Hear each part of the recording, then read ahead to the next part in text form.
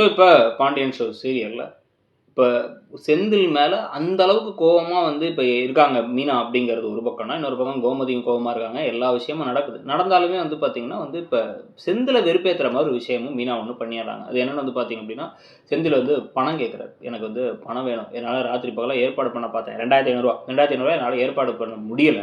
அதனால வந்து நீ வந்து கொஞ்சம் பணம் குடுன்னா, இதுக்கெல்லாம் நான் எதுவும் ஹெல்ப் பண்ண மாட்டேன். நீங்க என்ன கூப்பிட்டீங்க, நான் வரேன்ட்டேன். வரமாட்டேன்னு சொல்லல. ஆனா உங்க பிளானு, உங்க ஐடியா. செலவ நீங்க தான் பார்த்துக்கணும். என்ன எதுக்கும் கூப்பிடாதீங்க அப்படிங்கிற மாரி சொல்லிர்றாங்க. சொல்லிட்டு வெளிய வந்து என்ன பண்றாங்க அப்படின்னா, கோமதிக்கு ஒரு கிஃப்ட்ட குடுக்குறாங்க. அது என்னன்னு வந்து பார்த்தா 2 வளையல். ஸோ அந்த 2 வளையல் வந்து பார்த்தீங்கன்னா, ஈஸியா ஒரு 2 பவுன், 4 பவுன் மேல இருக்கும்னு நெனைக்கிறேன். ஸோ அப்படின்னா வந்து கிட்டத்தட்ட 4லருந்து 5 லட்ச ரூவா பணத்த செலவழிக்கிற அளவுக்கு வந்து அவங்க வந்து செலவழிச்சு தன்னுடைய மாமியாருக்காக வாங்கி குடுக்க, அத பார்த்து இவர் ஷாக் ஆகுறாரு. இவ்ளோ பணம் போட்டு எல்லாத்தையும் வந்து வாங்கியிருக்காங்க. ஆனா நமக்கு ஒண்ணுத்தையும் குடுக்கலையேன்ட்டு. ஆனா அவங்க என்ன சொல்றாங்க, "ஏன்னா நான் பார்த்துக்கிட்டதுக்காக அத குடுத்துட்டு எல்லாத்தையும் முடிச்சுக்கலாம்னு நெனைக்கிறியா?" அப்படின்னா, "அதெல்லாம் இல்ல. நான் கொஞ்சம் ட்ரெஸ் தான் எடுத்து போறேன். நான் திருப்பி கண்டிப்பா இங்க வந்துருவேன்னு எனக்கு நம்பிக்கை இருக்கு. உங்க புள்ளலாம் வந்து ரொம்ப நாளா அங்க இருக்க மாட்டாரு." அப்படின்னு சொல்லிர்றாங்க. செந்தில் கடுப்போடயே உள்ளார போயிர்றாரு. இதுக்கிடையில தான் வந்து பார்த்தீங்க அப்படின்னா வந்து, இப்ப குமரவேல் நைட்டு தூக்கம் வரலன்னு கிளம்பி கீழ வந்து பார்த்தா, பாட்டி ரொம்ப வருத்தத்துல இருக்காங்க. நம்ம முன்னாடியே சொன்னோம்ல, இந்த குமரவேல் அரசி ட்ராக்ல ஒரு பெரிய ஒரு அப்டேட் வரதுக்கு வாய்ப்பு இருக்கு அப்படின்ட்டு. அதுக்கு ஏத்த மாரி தான் வந்து பார்த்தீங்கன்னா, பாட்டி என்ன சொல்றாங்கன்னா, "எனக்கு தாத்தா கனவுல வந்தாரு. அவர் அங்க தனியா கஷ்டப்படுறாரு. நானும் சீக்கிரம் போயிடுவேன்னு நெனைக்கிறேன். அதுக்கு முன்னாடி என் பொண்ணும் என் பர்த்டேக்கு வரணும்னு நெனச்சேன். என் பேர பிள்ளைங்க எல்லாரும் ஒண்ணா இருக்கணும்னு நெனச்சேன். அதுவும் நடக்கல. என் அப்ப மனசுக்கு பிடிச்சிருந்துச்சுன்னு ஒருத்தன் சொன்னான்.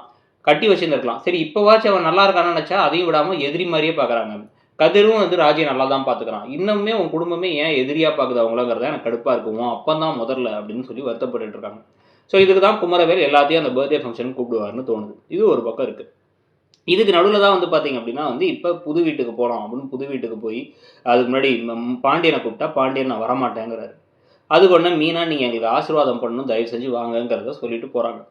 அங்க நேரா போனதுக்கு அப்புறமா வந்து பார்த்தீங்கன்னா, அந்த வீட்டுக்கு சுத்தி காமிக்கிறதுக்கு கூட கோமதி, அதெல்லாம் வந்து நான் வந்து செந்தில்ட்ட பேச மாட்டேன்னு தனியா போய் பார்க்குறாங்க.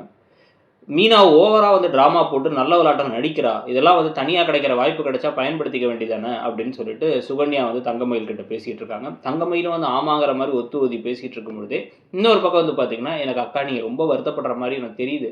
கவலைப்படாதீங்க அக்கான்னு ராஜி மீனா கிட்ட சொல்ல, மீனா எனக்கு நடிக்க தெரியாது. எனக்கு கோவமா தான் வருது. இங்க வந்தது எனக்கு பிடிக்கல அப்படின்னு அந்த பக்கம் மீனா பேசிட்டு இருக்காங்க. ஸோ இதெல்லாம் பத்தி நீங்க என்ன நினைக்கிறீங்க? செந்திலுடைய முடிவ பத்தி உங்களுடைய கருத்து என்ன? திருப்பி குமார் அரசிய சேர்த்து வைக்கிற மாரி ஒரு ட்ராக் வந்தா ஓகேவாங்கிறதையும் சொல்லிட்டு, மறக்காம இடம்பொருள் சேனலையும் சப்ஸ்கிரைப் பண்ணிக்கோங்க. நம்ம இன்னொரு சேனலான இடம்பொருள் நவ்வையும் சப்ஸ்கிரைப் பண்ணிக்கோங்க. Thank you.